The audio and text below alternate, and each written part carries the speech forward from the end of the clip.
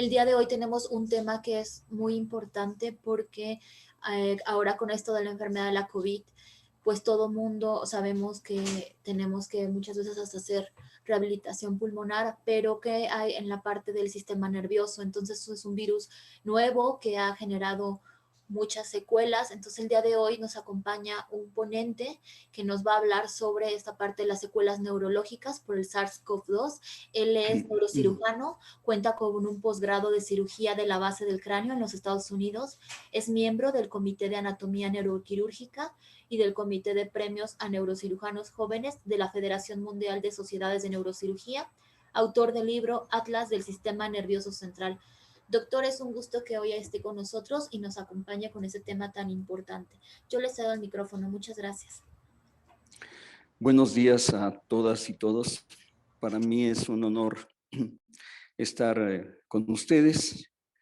Hay una estima muy especial para médicos del sistema de salud en México. Yo hice mi especialidad en el Hospital Juárez de México ya hace algunos ayeres, allá en 1989 empezamos y terminamos después de 6 años, incluyendo un año de posgrado en los Estados Unidos, por allá por el 94. En 1995 me incorporé al Hospital de Especialidades del Centro Médico Nacional, siglo XXI, en donde fue pues prácticamente mi segunda alma mater.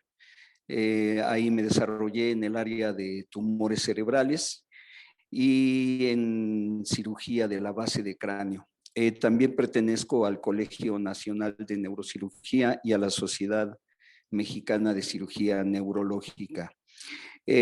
También es muy importante para mí mencionar que desde antes de que yo terminara mi especialidad, cuando estaba terminando el primer año de neurocirugía, me incorporé a realizar investigaciones en el Instituto de Ciencias Forenses del Tribunal Superior de Justicia de la Ciudad de México, antes llamado Servicio Médico Forense o simple y sencillamente como le llamábamos nosotros, CEMEFO. Eso me llevó a tener la oportunidad de realizar investigación anatómica, de publicar un libro hace 22 años, el libro Atlas del Sistema Arterial Cerebral, y también de incorporarme como perito médico en materia de neurología y en medicina legal y forense de la Fiscalía General de Justicia del Estado de México.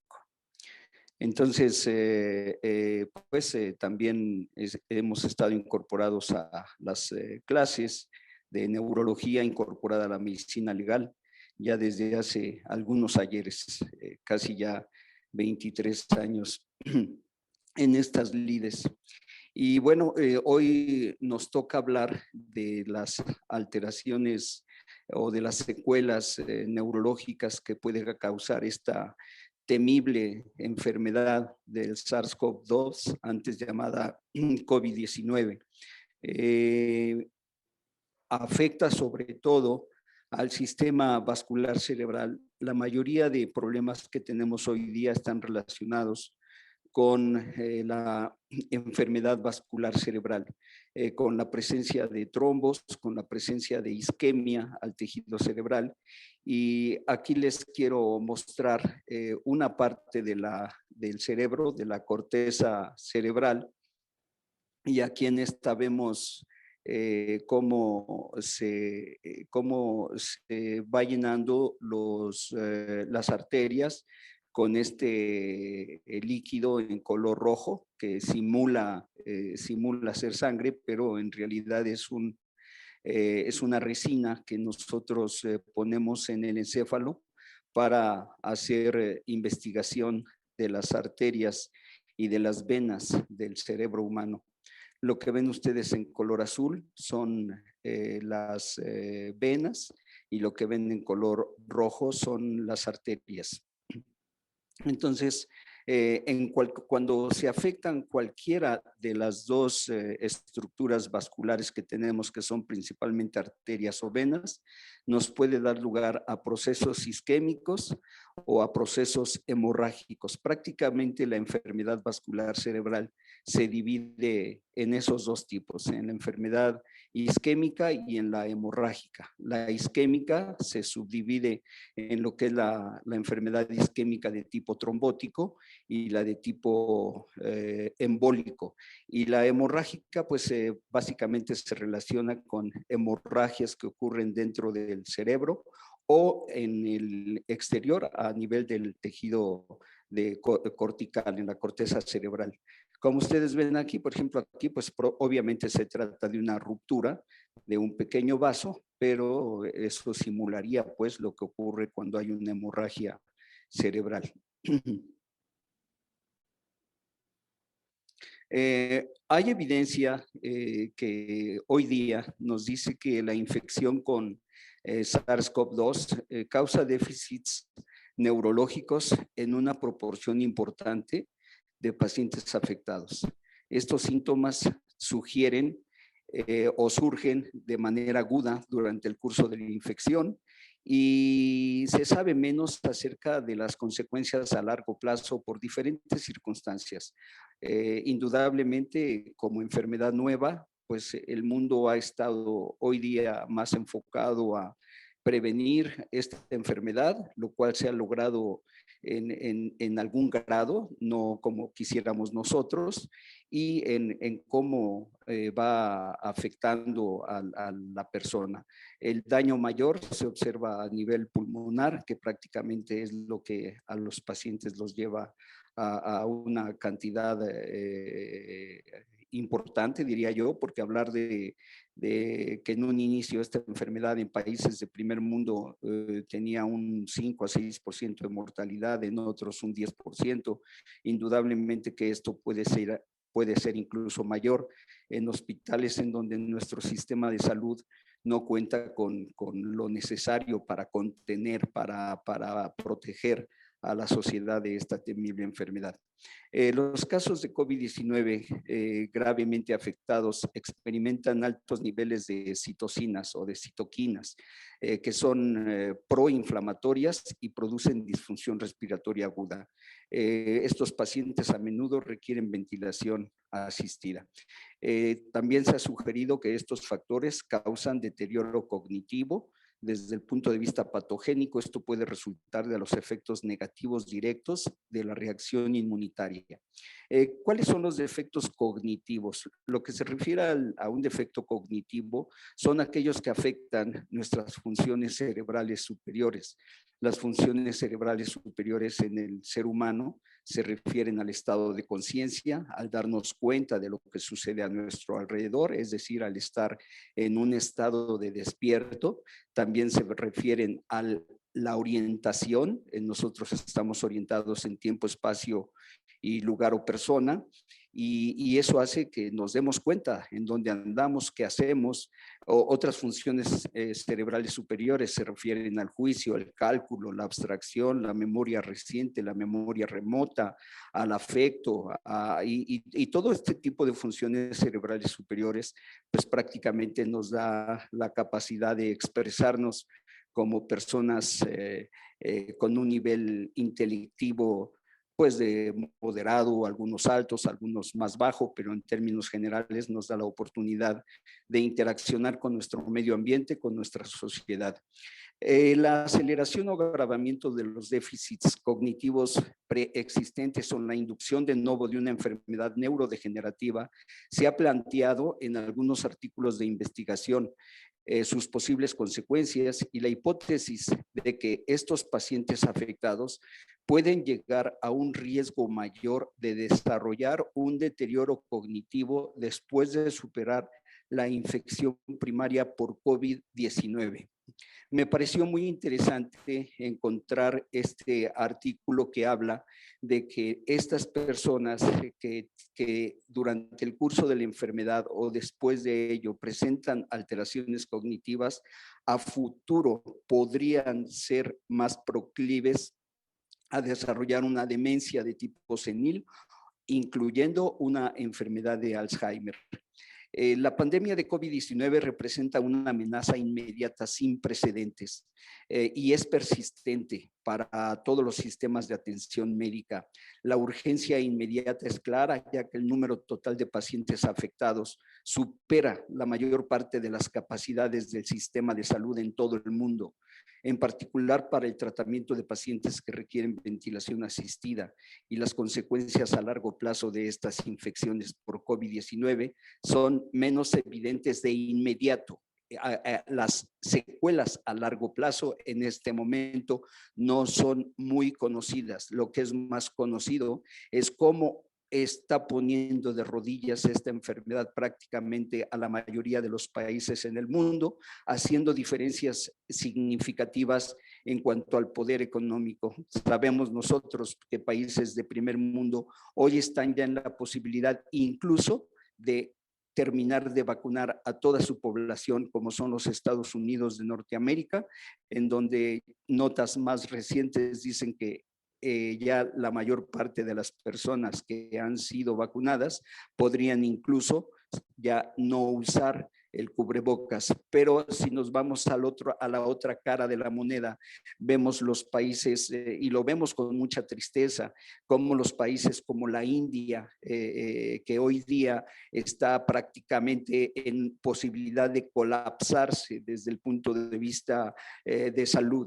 Vemos en las noticias, todo mundo somos testigos de cómo las personas tienen que ser incineradas, cremadas prácticamente en la calle, en una pira de madera. Entonces, en estos países está faltando lo que es los sistemas de ventilación asistida e incluso la materia prima, que es el oxígeno. Voy a estar intercalando algunas imágenes y algunos videos que nos hablan de la gran complejidad que tiene el sistema vascular cerebral. Si nosotros vamos a hablar de que una de las estructuras que afectan más al estado neurológico de un paciente, por eso es la razón de que les quiero mostrar algunas de estas imágenes para que vean ustedes la delicadeza que guardan los vasos sanguíneos que nutren al cerebro humano de oxígeno y de toda la materia prima que se requiere para funcionar en forma adecuada. Una de ellas, la más importante, es la glucosa. Aquí lo que les muestro es el sistema arterial de la basilar. Esta arteria se divide en dos arterias grandes, esta arteria basilar que viene aquí y da lugar a estas arterias cerebrales posteriores. Y de estas arterias cerebrales posteriores se originan pequeños vasos perforantes mesencefálicos que van prácticamente aquí a los pedúnculos cerebrales. Los pedúnculos cerebrales prácticamente están sosteniendo todo lo que es el cerebro como tal, y hacia abajo encontraríamos el tallo cerebral. Estas arterias pequeñas que ustedes ven aquí son arterias tálamo perforantes. Estas arterias en algunos casos graves de enfermedad de COVID se han llegado a colapsar y han llegado a producir infartos en el territorio a donde van a dejar su oxígeno y su glucosa. Entonces, estas arterias yo diría que estas arterias son de las más importantes que tiene el cerebro humano, porque van a la unión del cerebro con el tallo cerebral. Una lesión de estas arterias me puede dejar prácticamente a un paciente en estado de coma en forma inmediata. Eso lo vemos, por ejemplo, en los boxeadores cuando sufren un golpe, los golpes que son como tipo gancho y que van a la cabeza, en donde súbitamente se mueve la cabeza hacia un lado. este sistema arterial se llega a colapsar y puede llegar a producir estados de coma o estados de alteración muy grave de la conciencia. Vamos a ver que esta pandemia de COVID-19 representa una amenaza inmediata sin precedentes. La urgencia inmediata es clara ya, y ya que el número total de pacientes afectados supera las mayores capacidades del sistema de salud en el mundo, muchos de ellos requiriendo ventilación asistida. Aquí les voy a mostrar una inyección de las venas del cerebro. Como ustedes saben, las venas son las que se encargan de regresar la sangre que ya fue usada, que ya fue ocupada por el sistema nervioso, y la van a regresar de nuevo a través de grandes venas como las venas yugulares y la vena cava superior hacia el corazón, para que nuevamente se oxigene y salga del corazón por las arterias para nuevamente llevar esa sustancia prima vital que es el oxígeno y que es la glucosa. Pero, ¿qué pasa, por ejemplo, cuando una de estas venas se trombosa? Ustedes están viendo aquí una inyección que sería en forma, diría yo, anterógrada. No estamos observando cómo esta sangre se va del tejido cerebral hacia las grandes venas, pero no hay otra forma de inyectarla, se tiene que inyectar como si fuera arteria.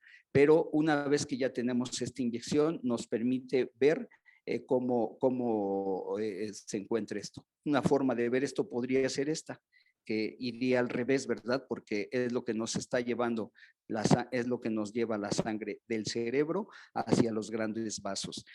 ¿Cómo se puede afectar este sistema vascular de tipo venoso? A través de trombos.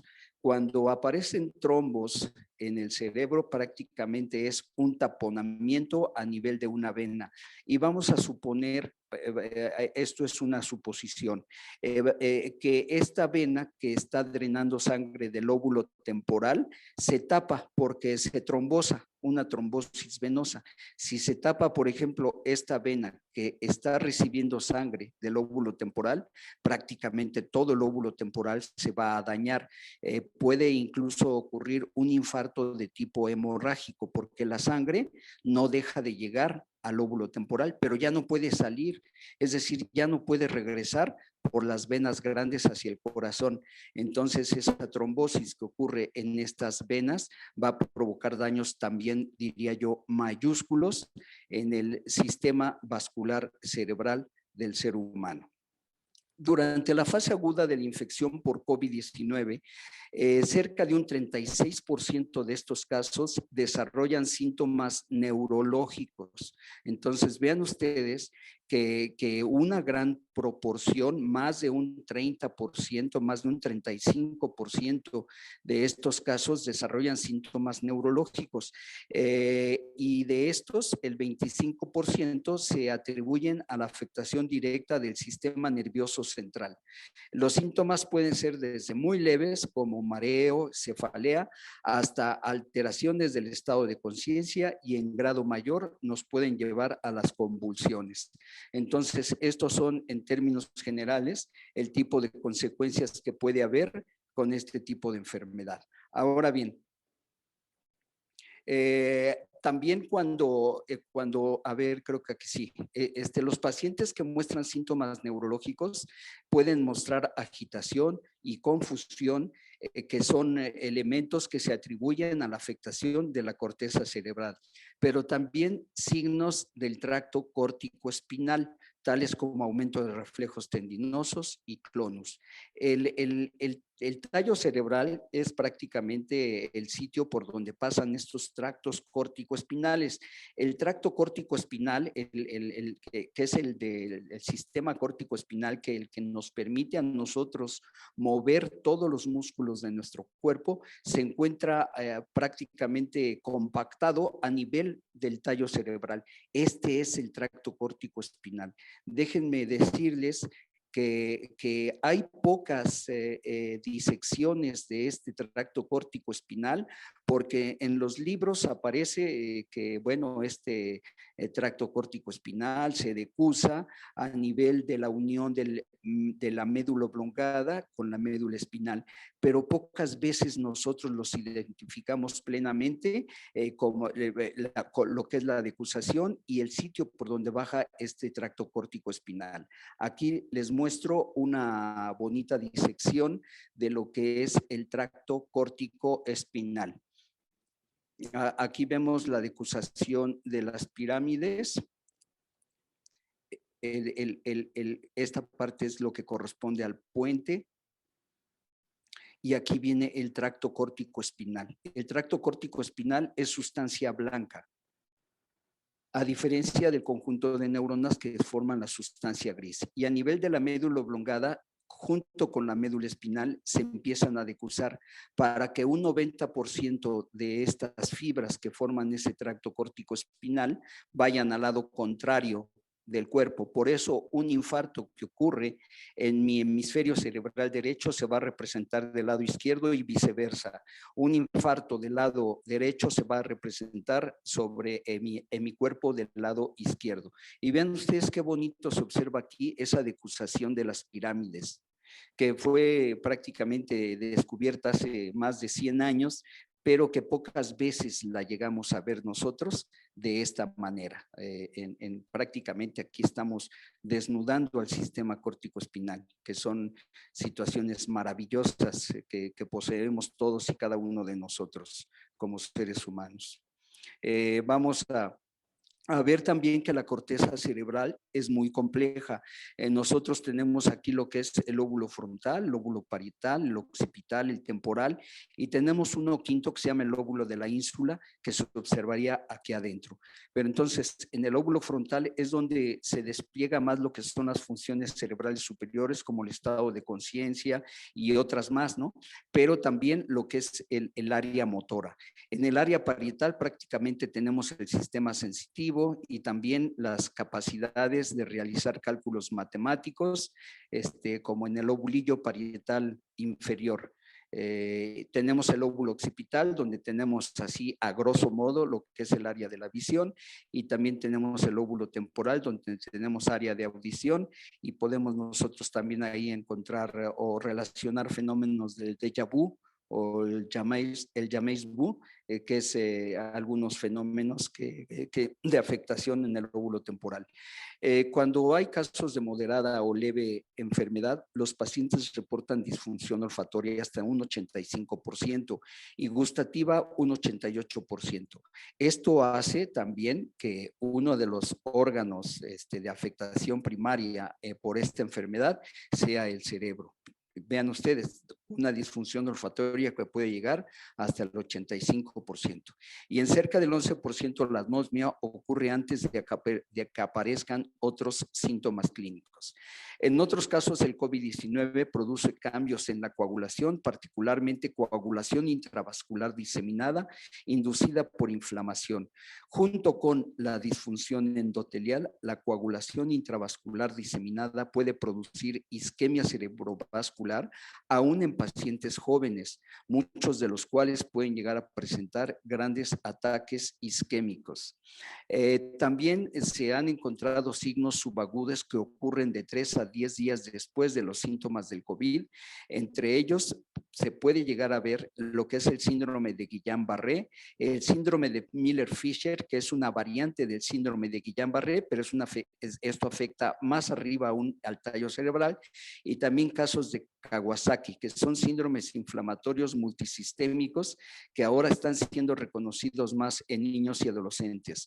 El síndrome de Kawasaki o la enfermedad de Kawasaki debe su nombre a un médico japonés que describió esta enfermedad como un tipo de vasculitis en donde las propias células del cuerpo humano que defienden al cuerpo humano atacan a los vasos sanguíneos, no los reconocen como propios, los atacan y causan vasculitis muy severas, sobre todo en niños.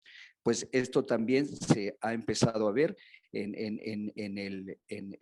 este tipo de enfermedad y en este tipo de secuelas. Aquí les muestro nuevamente lo que es el sistema arterial cerebral, cómo estos vasos sanguíneos que corresponden a la arteria cerebral media se van haciendo cada vez más pequeños. Aquí tengo ya unos muy pequeñitos, por aquí se ven, y entonces cuando se tapa uno de estos vasos sanguíneos, me va a ocurrir un infarto. Si ese tapón, que puede ser un trombo, queda en forma ya permanente, me va a llevar indudablemente a un infarto cerebral.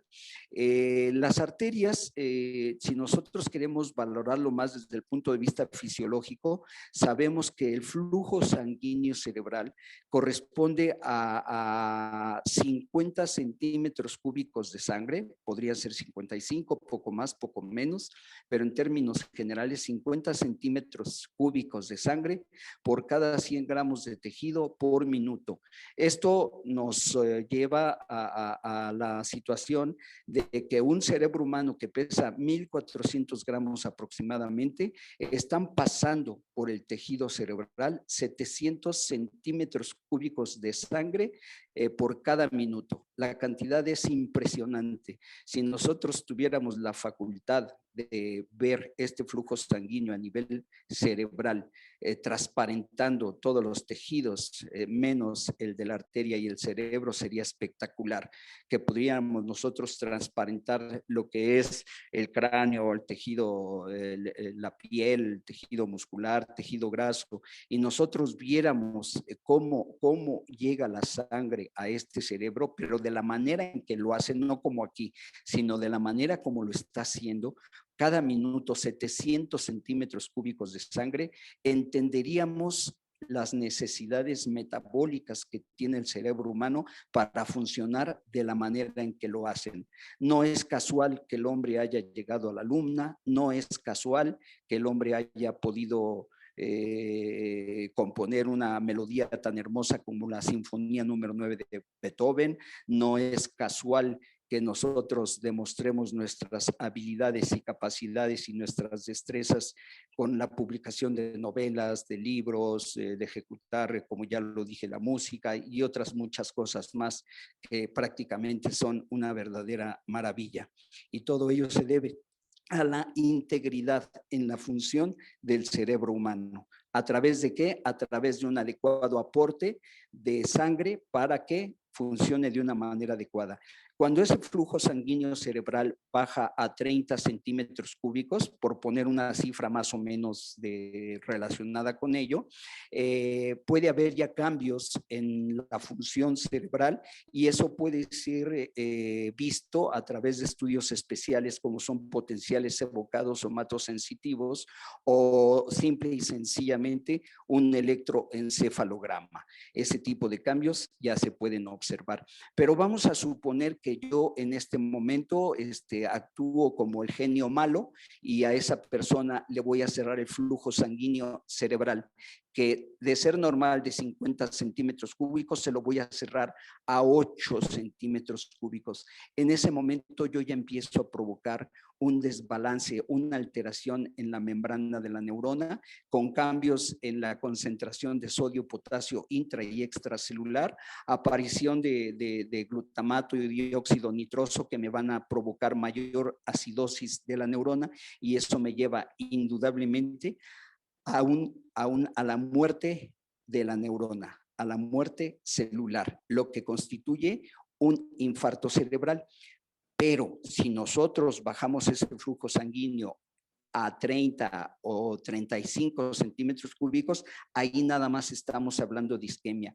Entonces, en términos de isquemia, podemos nosotros entenderla y les pongo un ejemplo muy claro. Si a una persona que por alguna razón yo le pongo un baumanómetro y le aprieto completamente el baumanómetro para que se colapse la circulación, o una persona que tiene un accidente y está sangrando de la arteria radial o de la arteria cubital, le pongo un torniquete, esa persona puede aguantar hora y media, 2 horas, 3 horas y llegar a un hospital en donde una vez reparada su problema puede volver a funcionar su mano. Pero en el cerebro eso no es posible. Eso sería una quimera.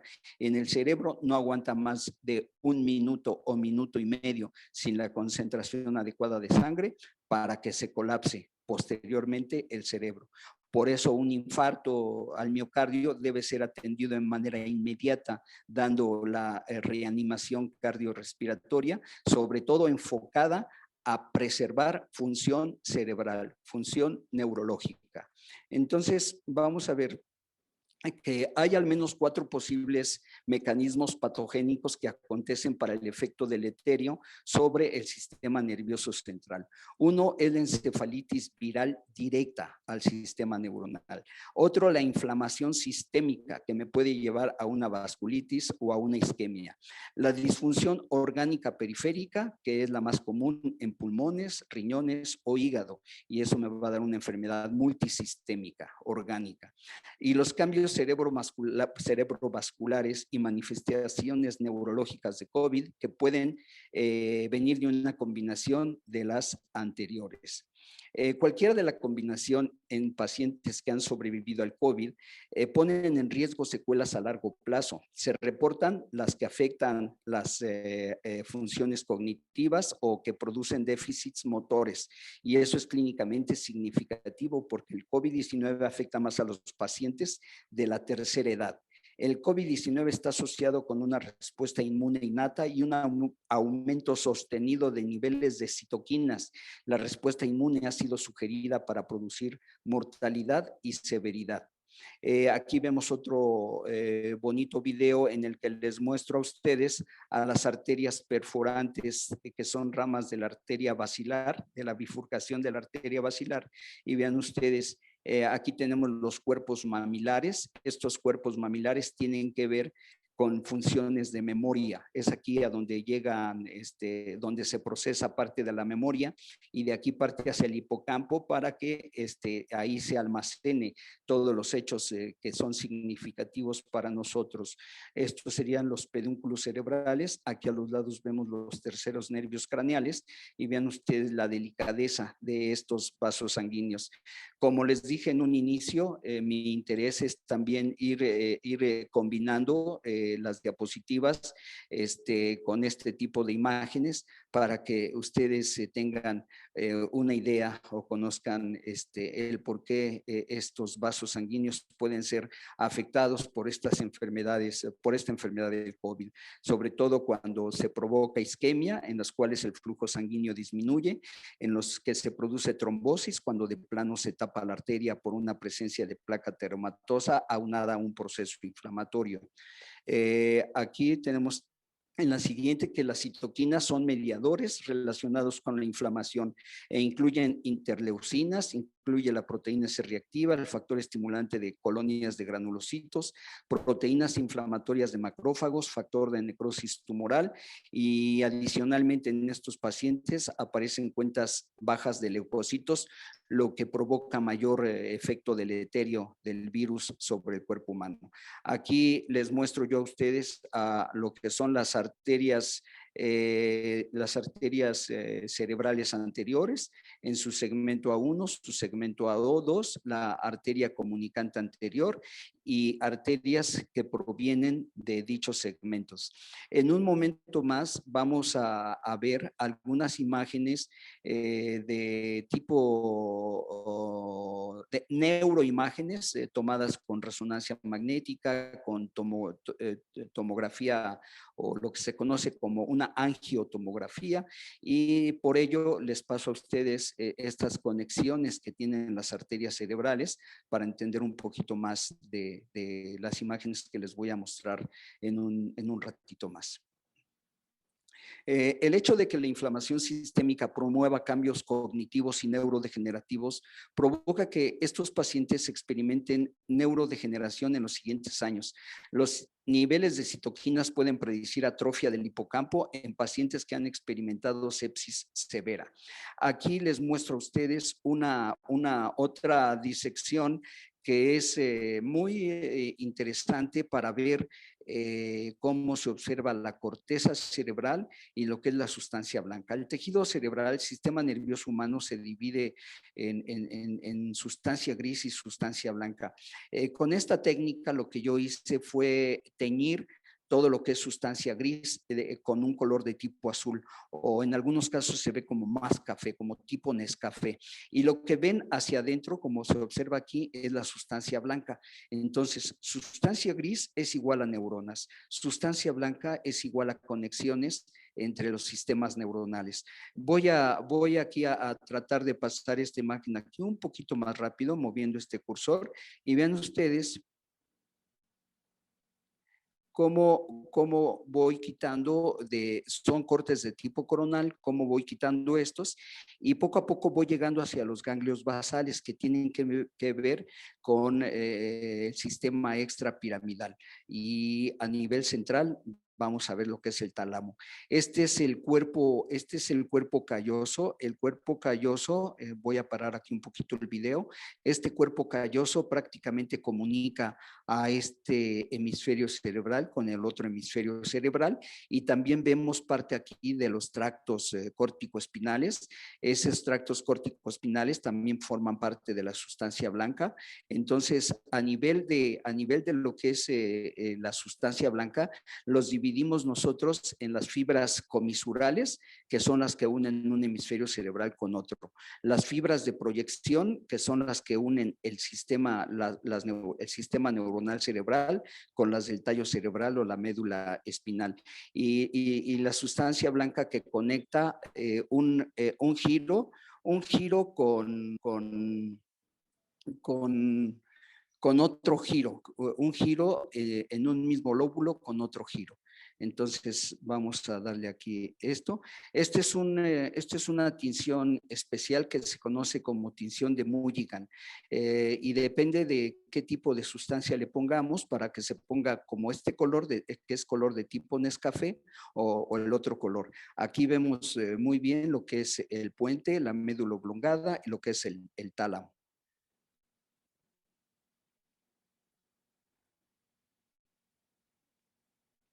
Esto nos ayuda bastante para ir estudiando las diferentes partes de las cuales consta el cerebro humano.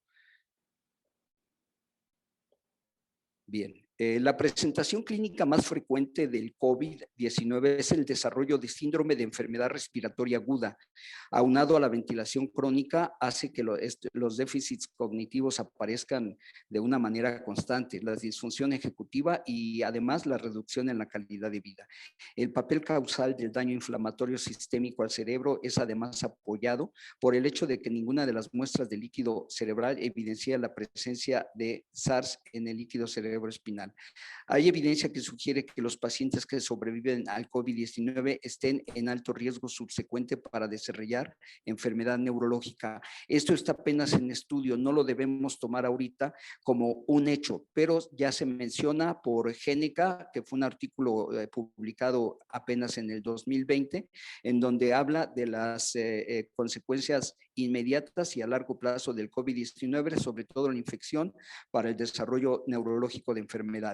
Entonces, no vamos a tomarlo como ya un hecho, sino que aquí nos dice que los neurólogos, psiquiatras y cuidadores de pacientes debemos estar alertas para un posible aumento de estos casos en pacientes que sobreviven el COVID, la aparición de cuadros demenciales. Aquí les pongo lo que es un sistema arterial de la cerebral media. Tenemos aquí la arteria cerebral media y posteriormente tenemos pequeñas arterias que se conocen como lentículo estriadas en personas que tienen hipertensión arterial. Y acuérdense ustedes que la hipertensión arterial es uno de los factores de comorbilidad más importantes para pacientes con COVID, al igual que la diabetes. Pueden llegar a tener hemorragias a nivel de ganglios basales. Y aquí, ¿por qué se da esto? Por la tensión a la cual es sometida estas pequeñas arterias. Vean el tamaño de la arteria cerebral media y vean el tamaño de las arterias, de estas arterias pequeñitas que se conocen como arterias lenticulostriadas. Entonces, por eso es más fácil que estas arterias se rompan en los pacientes que van a presentar este cuadro de COVID y que ya tienen cuadros de hipertensión arterial crónica, en las cuales estas arterias se han ido dañando progresivamente, han ido perdiendo su capacidad de estiramiento y se hacen duras. Entonces aparece lo que es un endurecimiento en la capa de estas arterias. Por esa razón pueden llegarse a ver este tipo de situaciones. Entonces, desde que apareció la enfermedad de COVID, ganó interés a nivel mundial, sobre todo por las enfermedades respiratorias, y lo que se sabe hoy es que la enzima convertidora de angiotensina puede estar involucrada en el ataque de células endoteliares con síndrome respiratorio agudo severo por coronavirus 2, llevando a daño endotelial e inflamación subíntima, seguidos de hemorragia y trombosis. El SARS-CoV-2 altera la expresión de la actividad de la enzima convertidora de angiotensina, lo que resulta en disrupción del sistema renina-angiotensina asociada a la progresión de aterosclerosis y sobreregulación de neutrófilos extracelulares. Esto es descrito por Manchu en mecanismos potenciales de las enfermedades cerebrovasculares en COVID-19. Fue publicado en el 2021 en la revista de Neurovirología. La cascada inflamatoria inducida por SARS-CoV-2 promueve la hipercoagulabilidad y promueve formación y progreso de aterosclerosis. Los anticuerpos antifosfolípidos son también detectados en el plasma en casos severos y estos también agravan la trombosis a través de formación de complejos inmunes. La hiperglicemia en pacientes con COVID-19 puede disparar enfermedad cerebrovascular, aumentando estrés oxidativo y viscosidad sanguínea. La pandemia COVID-19 es una emergencia global y causa estrés psíquico, lo cual es un factor de riesgo en la enfermedad cerebrovascular como la coagulación y la fibrinólisis. Las manifestaciones neurológicas más comunes, como ya también se mencionó en un principio, aquí lo volvemos a mencionar, y con las que debuta una persona son fiebre, tos seca, fatiga, y aunque los síntomas neurológicos se observan poco, también vienen ahí asociados lo que es la anosmia, problemas para el gusto y también algunas cuestiones como la cefalea. En la Universidad de Ciencia y Tecnología de Wuhan, en China, se reveló por primera vez las manifestaciones neurológicas en un estudio en 274 pacientes, de los cuales 78 presentaron síntomas neurológicos y en 6 hubo enfermedad cerebrovascular. 2 de estos no presentaron síntomas previos como los que ya describí, pero sí presentaron hemiplegia súbita, lo cual pues es un factor que afecta en forma muy importante el cerebro. Aquí les muestro una imagen del tallo cerebral, donde vemos el diencéfalo, vemos el mesencéfalo, el puente, y aquí estas arterias de las cuales ya les hablé, que son arterias muy pequeñitas que llevan esta sangre hacia lo que es el tallo cerebral. Una imagen de las que les voy a poner en un momento más, una persona de esas desarrolló alteraciones isquémicas en esta parte del tallo cerebral y se observa perfectamente bien en un estudio de resonancia magnética. Los pacientes con enfermedad crónica preexistente como hipertensión arterial y diabetes se manifiesta con grados altos de infección y un pronóstico más pobre. Se sugiere que el COVID-19 afecta esencialmente la alteración en la coagulación sanguínea y que eso puede enmascarar a lo que es la enfermedad respiratoria. Hay acumulación de angiotensina 2, estrés oxidativo, disfunción endotelial, formación de antifosfolípidos y aumento en la agregación plaquetaria. Esto es una imagen en donde se muestra los efectos del SARS-CoV-2 sobre el daño al endotelio a través de la afectación directa de la capa endotelial del vaso sanguíneo y la agregación plaquetaria. Y por el otro lado, la inducción de estrés y afectación del sistema renina, no, del sistema adrenal, del sistema simpático adrenérgico. Este también puede afectar regulación de la hormona de la convertidora de angiotensina en 2 y un estado de hiperglicemia. En la coagulopatía se observan este tipo de circunstancias también asociados a lo que son las trampas extracelulares para neutrófilos, lo que se conoce como NET, y aparición de placas ateromatosas. Las trampas extracelulares de neutrófilos son la clave de factores de inmunotrombosis. Los leucocitos activados interactúan con plaquetas y factores plasmáticos coagulantes para formar microtrombos, lo cual se conoce como inmunotrombosis, y debido a la presencia de microtrombos en múltiples órganos tales como el corazón, pulmones y riñones en pacientes afectados por SARS-CoV-2. La inflamación severa, que es uno de los hallazgos clínicos, la coagulopatía inducida por sepsis, un precursor del estado de coagulación intravascular diseminada con elevación del dímero D, y el fibrinógeno puede constituir uno de los hallazgos más severos en COVID y puede ser asociado a una infección inducida por respuesta inflamatoria sistémica. Aquí les muestro ya en una imagen más amplia lo que es la inyección de este material en color rojo de las arterias, ramas corticales de la arteria cerebral media. Aquí vemos las arterias que van al lóbulo frontal, las que van al lóbulo parietal, del lóbulo occipital, del lóbulo temporal.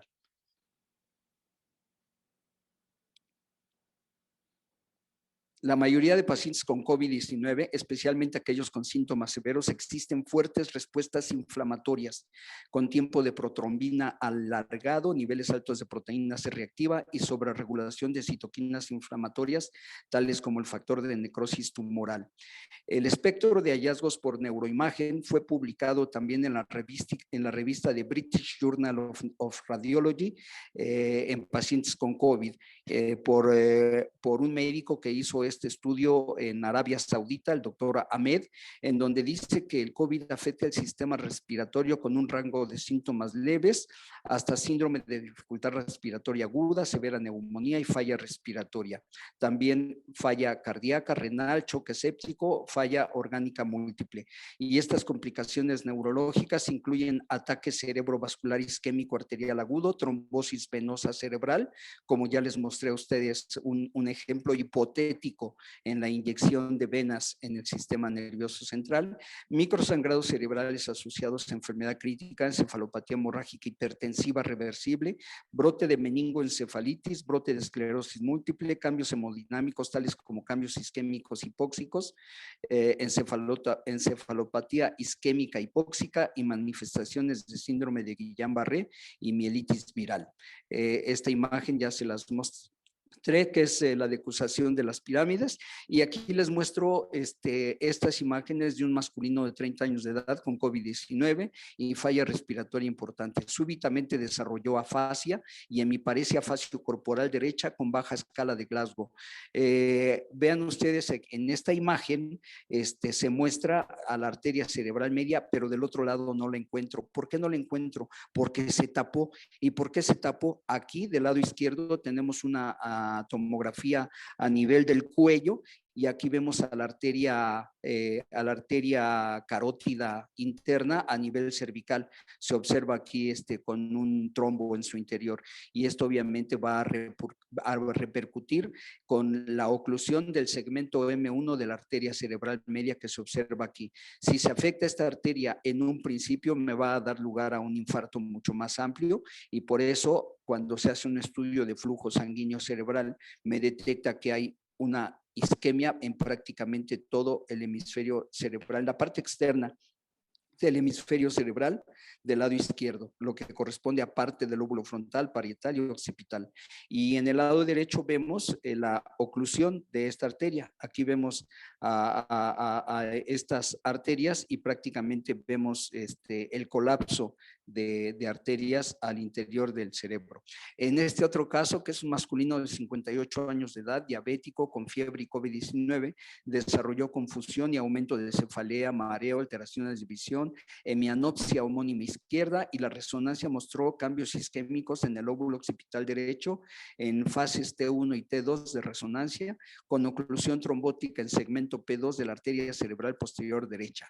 También les mostré cómo la arteria basilar en una de las imágenes de los videos que les presenté, cómo esta arteria basilar se divide en arteria cerebral posterior de un lado y del otro lado. Aquí prácticamente está colapsada. Ese colapso o ese tapón que tiene esta arteria cerebral posterior son arterias cerebrales posteriores. Creo que les dije cerebral media. No, son las arterias cerebrales posteriores. Y esta arteria cerebral, el colapso de esta arteria cerebral posterior me va a dar lugar a isquemia muy importante del lóbulo occipital. Eso a su vez provocó que el paciente tuviera hemianopsia homónima del lado izquierdo. En este masculino de 66 años de edad, con deterioro progresivo en la escala de Glasgow, 3 días después con edema vasogénico, parieto occipital bilateral y cambios hemorrágicos que fueron atribuidos al endotelio comprometido afectando barrera hematoencefálica. El mecanismo de la microhemorragia en COVID-19 puede ser atribuido a liberación masiva de citoquinas y daño y ruptura de la barrera hematoencefálica. Eso me puede llevar a esta situación, a cambios de tipo hemorrágico y cambios isquémicos en el territorio neurológico comprometido. Este masculino de 25 años de edad mostró aumento de dolor degenerativo en el cuerpo y debilidad en ambas extremidades superiores. La ataxia y disminución de fuerza en 4 de 5 en la escala de Daniels, que es la forma en que valoramos nosotros la fuerza muscular, y por COVID-19. Presentó lesiones quísticas supratentoriales, cambios en señal de intensidad en mesencéfalo. Esto es el mesencéfalo y aquí se observa un cambio de intensidad y cambios en la intensidad a nivel de la médula espinal a nivel cervical. Aquí se observan cambios en esta fase T2 de la resonancia magnética, se observan cambios isquémicos que son señales de edema a ese nivel. Estas son algunas imágenes de las arterias vertebrales formando la arteria basilar y está desarrollando las arterias cerebrales posteriores. Pasamos a la siguiente imagen, vean cómo se ve muy bonita esta de lado. Estas son el tercer nervio craneal, la arteria cerebelosa superior, la arteria cerebelosa anterior inferior y arterias pedunculares, que son ramas de la arteria del segmento P1 de la arteria cerebral posterior. Es extraordinariamente complejo el sistema vascular cerebral. Prácticamente estudiar estas arterias, los sitios a donde van y todo ello forma parte de la preparación que debe tener un médico neurólogo, un médico neurocirujano. Aquí les voy a mostrar porque también se llegan a encontrar alteraciones a nivel de médula espinal. La médula espinal prácticamente va desde la unión con la médula oblongada, la unión con el tallo cerebral, y en la parte final llega generalmente a L2, y de ahí ya se forma la cola de caballo. Esta médula espinal, a los lados observamos los nervios raquídeos, que son los que se encuentran a cada nivel de la médula espinal. Lo que ven en color azul es el sistema venoso de la médula espinal y lo que ven en color rojo, las delicadas arterias a nivel de la cara posterior de la médula espinal. Este es un trabajo que presenté hace un año, que fue aceptado por una revista de circulación mundial en la American Journal of Neuroradiology, y bueno, pues tuvimos el gran honor de publicar este artículo de investigación en donde se estudiaron 50 médulas espinales. Aquí vemos lo que es donde termina la médula espinal, y después ya vemos los nervios espinales. Varios de estos forman el nervio ciático. Entonces aquí tenemos lo que ustedes conocen como cola de caballo o cauda equina. Esto es parte de la médula espinal y los nervios que se originan de aquí, de la médula, los nervios raquídeos. Vemos aquí el sistema venoso, entonces la afectación a nivel de médula espinal puede darse sobre todo a nivel de arterias, pero no, tampoco se descarta que pueda haber en un momento dado también trombosis, que es lo menos frecuente por esta situación de las secuelas neurológicas. Y esta arteria que fue motivo de estudio en mi trabajo es una arteria que estudiaron hace alrededor de 60 años. Algunos autores decían que existía y otros dijeron que no existía, pero desde hace 60 años de edad, hace 60 años, esta investigación quedó ahí. Unos creían en ella y otros decían que no existía. Ese fue el interés por el cual la estudié más a fondo y encontré que efectivamente sí existe. Las arterias de la médula espinal fueron estudiadas por Albert Adamkiewicz allá en Polonia. Este autor, allá por 1880, cuando él tenía 30 años de edad, estudió y dibujó lo que él encontraba en relación a la médula espinal. Entonces, estos son dibujos originales que realizó Albert Adamkiewicz y hay una arteria que prácticamente él la llamó como arteria o se conoce como arteria de Adamkiewicz. En aquel entonces seguramente era muy difícil componer las mezclas para llevarnos a un color azul, a un color rojo. Hoy día esto es muy fácil con los tipos de tinciones o de pintura que podemos utilizar en látex, en resinas, en silicón o en cualquier otro tipo de material para poder hacer estas inyecciones. Aquí estoy inyectando a la arteria de Adamkiewicz, de la que les acabo de hablar. Vean ustedes cómo empujando más ahí el líquido dentro de la jeringa y bien canalizada esta arteria, pues puedo yo ver a esta gran arteria anterior magna de Adamkiewicz, pero también ver cómo esta arteria va dando vasos más pequeños que corren a lo largo de los nervios espinales. Aquí tenemos bellas imágenes de que una vez que se han inyectado estas arterias y esta es la arteria que les comento, fue motivo de investigación y de publicación en esta revista. Esta arteria en la que no creían varios autores hace 60 años aproximadamente y en las que otros sí decían que existía. Hoy me he dado a trabajar de una manera frecuente, continua con esta arteria y he demostrado que esta arteria realmente existe y que es muy importante para procedimientos invasivos a nivel de la médula espinal, pero también para neuroradiólogos, los cuales hacen estudios de neuroimagen y es muy importante que ellos sepan que hoy día yo puedo afirmar junto con las personas que trabajaron conmigo, el doctor Juha Hernesniemi de Finlandia y el doctor Juan Small de Massachusetts. Aquí tenemos otra imagen de estas. Vean ustedes qué bonito se ven estos videos para ver estas arterias y las arterias muy pequeñitas que provienen de estas otras. Aquí tenemos el cono medular, la parte final de la médula espinal y cómo se encuentran aquí estos nervios espinales. Algunos de estos formando el nervio ciático.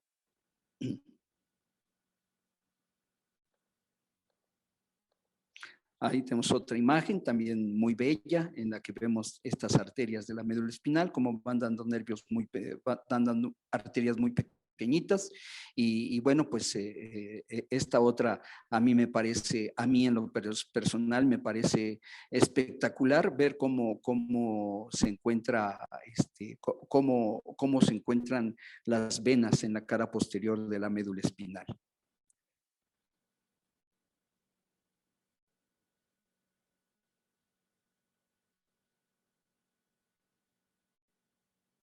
Vean ustedes la belleza de estas venas, de las arterias y bueno, sabiendo que las secuelas neurológicas que puede tener el COVID afectan diría que con mayor frecuencia el sistema vascular, independientemente de que, como ya lo mencioné, también el tejido cerebral como tal se puede ver afectado por una encefalitis de tipo viral, por afectación directa, pero la mayor parte de las veces es afectación al sistema vascular.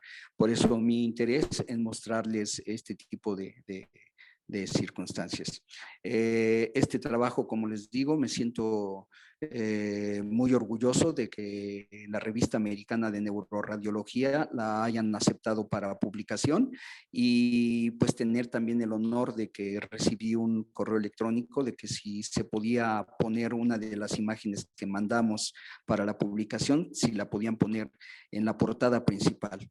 Pues por supuesto que para mí fue un honor y no tuvimos ni la menor duda en aceptar esto, ¿no?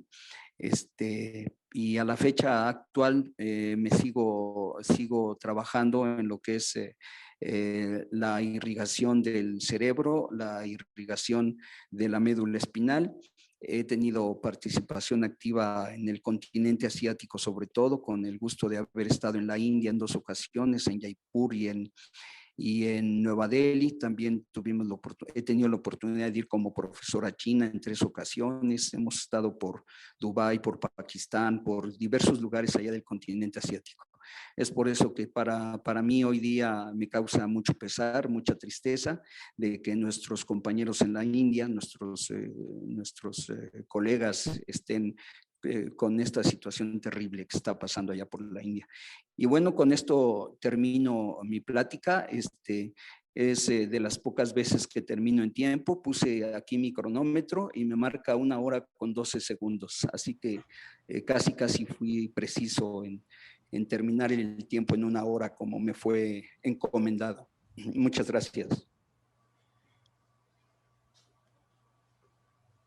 Pues muchas gracias a usted, doctor.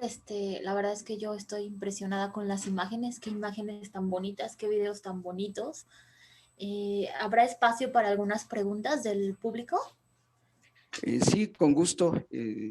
Adelante.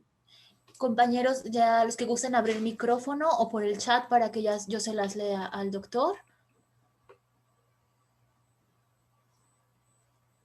Buenas tardes.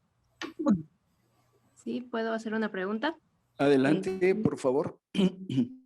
Bueno, yo soy la doctora Lisette y estoy ahorita en área COVID y quería preguntar en los pacientes que están en ventilación mecánica, yo en los que son neurológicos, o sea, fuera del COVID,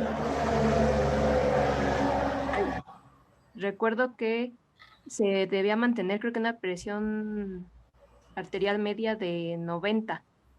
Alguna vez me tocó ver eso en un paciente que tuvo un evento vascular cerebral, pero por contusión. Y me llamó la atención que el neurólogo decía que tenía que estar con presión arterial media de 90. Pero no sé si usted tenga alguna recomendación en general, por ejemplo, para los pacientes de COVID-19, si haya que tener alguna presión arterial media para que la función cerebral no se vaya a ver tan afectada cuando despierten, no sé. Bueno, en pacientes que tienen riesgo de hemorragia, como lo es una persona que ha tenido una contusión y el tejido cerebral junto con algunos vasos están dañados, o en otro ejemplo, pacientes que han sido intervenidos quirúrgicamente por un tumor cerebral o algo y tienen también la posibilidad de sangrar, generalmente se recomiendan presiones arteriales más bajas y obviamente con una saturación de oxígeno pues adecuado, ¿no? En el caso de los pacientes COVID, yo creo que va a depender mucho de la oxemia que tiene el paciente, pero esto prácticamente es un binomio, ¿no? Una oxemia adecuada y un flujo sanguíneo cerebral, una tensión arterial media, en donde se tomen en cuenta parámetros, por ejemplo, de presión arterial. Si el paciente es hipertenso y nosotros llevamos esa presión arterial media, tenemos que equilibrarlo, ¿no? Por el riesgo de provocar ahí un sangrado, una hemorragia. Sí, Lizeth, Muchas Ya es gracias. Entonces, cuanto. no hay No, un... al contrario, Lisette. No, un protocolo así para esto, sí, por supuesto que los hay.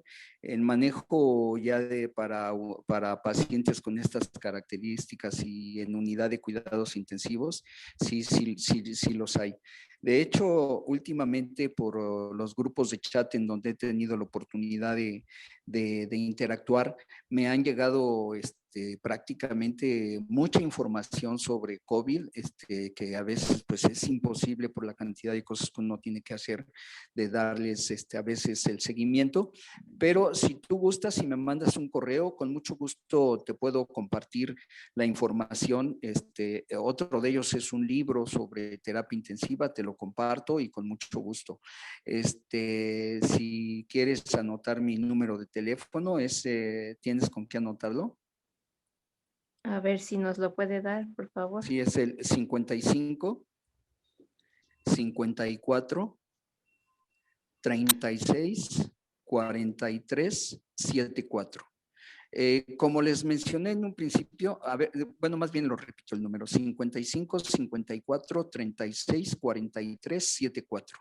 Como les comenté en un principio, por ejemplo, las imágenes esas que les pongo de pacientes, todas las anatómicas esas son trabajos míos, pero las que les puse ahí de placas de resonancia magnética y todo esto, son los que vienen en estos artículos de investigación sobre COVID y que pues obviamente en los países en donde se tiene la posibilidad y hay pues cuadros ya de médicos que se están desarrollando en el área de investigación han podido aportar esto hacia la comunidad médica internacional a través de sus publicaciones.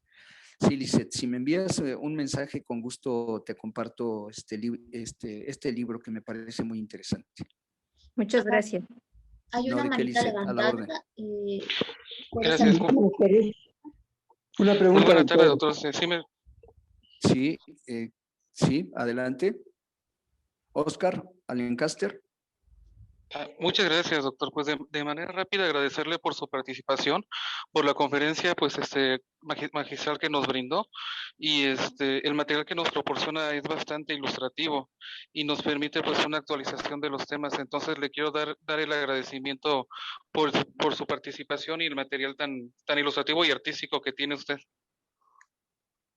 Gracias, Oscar. También José Antonio quiere hacer algún comentario o alguna pregunta. Adelante, José Antonio. Sí, doctor, gracias. Una pregunta. ¿Hay alguna forma de prevenir el efecto cognitivo en pacientes post-COVID? ¿Habrá algún medicamento? ¿Se menciona ácido fólico o algo? ¿No? Yo creo que no, José Antonio. No, lo que yo me ha tocado ver es que, y a través de los artículos, pues, por supuesto, estamos hablando de una enfermedad nueva. Estos efectos se observan generalmente tiempo después, y obviamente cuando ese efecto ya se dio, bueno, pues trataremos al paciente ya no como un paciente COVID, porque él ya curó del COVID, lo trataremos como el efecto que dejó. Si tiene alguna alteración cognitiva, pues ya estaremos dando pues diferentes tipos de fármacos, ¿no? Pero en específico para el paciente COVID, cuando lo tiene, no, que yo lo sepa. Ok, doctor, gracias. No, Excelente ¿de qué? plática. Gracias, José Antonio, a la orden. Hay una pregunta en el chat. Lourdes levantó la mano. Sí, doctor, muchísimas gracias. Brillantísima exposición, hermosas imágenes. Yo tengo dos preguntas. A nivel clínico, desde el momento que la persona está sospechando por la anosmia o la gustia o la cefalea, ¿sería conveniente iniciar con antiinflamatorios? Ya sé que hay protocolos ahora, pero todavía pues hay muchas cosas que están en el aire. Iniciar con antiinflamatorios, antitrombóticos. Ese es o algún otro protocolo clínico desde el inicio de la sospecha de COVID. La siguiente es, hace tiempo en México se está manejando los bancos de cerebro.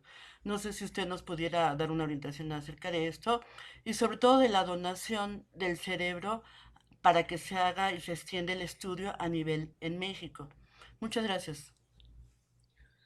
Bueno, en relación a tu última pregunta, que es sobre los bancos de cerebros, yo creo que sí puede ser muy útil que se haga esto, sobre todo para estudios que se puedan hacer a largo plazo.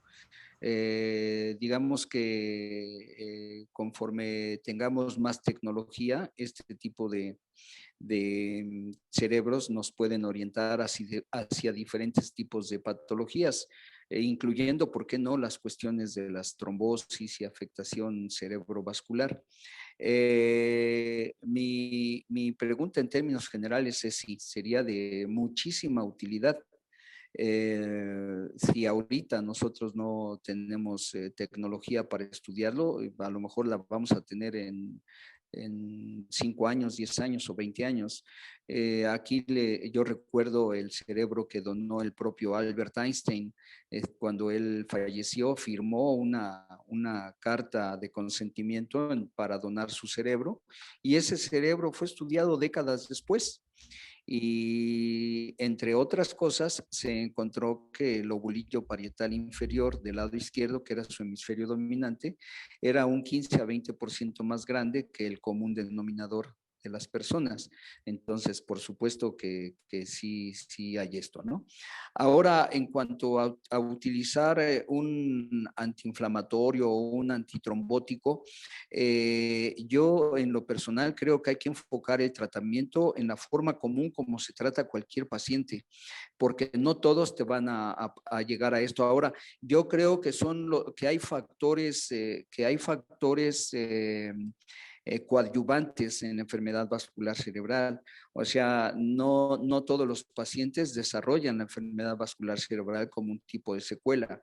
Tenemos los pacientes hipertensos, los pacientes con diabetes mellitus y aquellos que por factores inmunológicos tienden a desarrollar una respuesta inflamatoria excesiva, más allá de lo normal.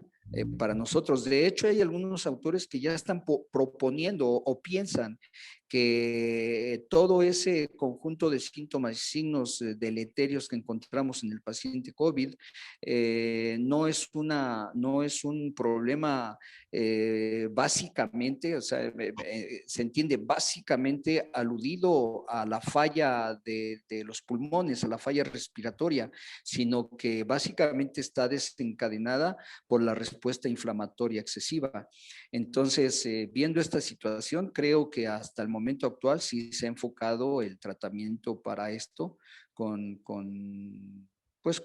antiinflamatorios, con antiagregantes plaquetarios, con diversos fármacos, ¿no? Los que seguramente tú que estás en un hospital COVID, pues conoces bastante bien, doctora Lourdes. Doctor, muchas gracias, doctor. No, Lourdes, al contrario, gracias también por tu comentario. Creo que todos podemos sumar con un granito de arena para la comprensión de esta situación tan compleja. Es extraordinariamente compleja esta enfermedad. Tenemos que seguir cuidándonos, tenemos que dar lo mejor de nosotros mismos para cortar las vías de contagio, y creo que hoy día estamos muy enfocados a ello. Pero ya desde el punto de vista científico, creo que todos agregamos un granito de arena para este conocimiento. Gracias, Lourdes. Me parece que ya no hay más preguntas, doctor. Sí hay muchísimos comentarios felicitándole y agradeciéndole que excelentes imágenes, excelentes videos, sorprendente y maravillosas imágenes. Excelente trabajo, muchísimas gracias por compartirlo. Lo comenta Claudia, 1.000.000 de felicitaciones, doctor. Lo comenta Lourdes, Sandra también comenta que excelente trabajo, muchas felicidades por sus aportaciones y gracias por compartirlo. Eugenia, no, al contrario, no, nada más, ha sido un honor estar aquí con ustedes. Gracias. También para nosotros, doctor, igual es un gusto si después pudiera darnos otro tema en nuestras futuras capacitaciones. Con mucho gusto. Muy sí. Interesante. Pues con mucho gusto. Compañeros. Gracias, doctor, a usted. Muchas gracias, compañeros, a todos los que se conectan siempre ahí puntuales. La siguiente semana, la cita es a las 11. Cuídense mucho, hay que seguirnos cuidando. Que la pasen muy bien, cuídense. Hasta luego.